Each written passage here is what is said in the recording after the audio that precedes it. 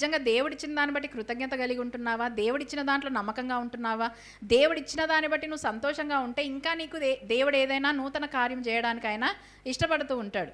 కలిగిన దాన్ని బట్టి కృతజ్ఞత లేకుండా ఇంకా ఏదో ఇవ్వాలి అని అంటే ఎందుకు ఇస్తాడు దేవుడు? సౌలుని మొట్టమొదటిగా ఇజ్రాయేలు దేశానికి రాజుగా దేవుడు నిలబెట్టాడు. అతని పరిస్థితి ఏంటి? దేవుడే తనని కోరుకున్నాడు.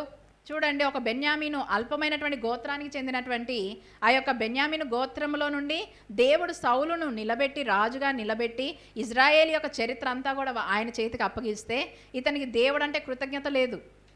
రాజ్యాన్ని కాపాడుకునేటువంటి ప్రయత్నాలు చేస్తూ దేవుని నియమ నిబంధనలను అధిగమించి ప్రవక్తకి వాల్యూ లేదు, దేవుని క్రమానికి ఒక ఇంపార్టెన్స్ ఇవ్వని స్థితిలో సొంత నిర్ణయాలను తీసుకున్నప్పుడు దేవుడు సౌలుని తృణీకరించాడు. దావీదుని దేవుడు హెచ్చించాడు. దావీదు అంచలంచలుగా హెచ్చించబడడానికి గల ముఖ్య కారణం ఏంటి అనంటే అన్ని విషయాల్లో దావీదు దేవునికి కృతజ్ఞతాస్తుతులు చెల్లించేవాడు.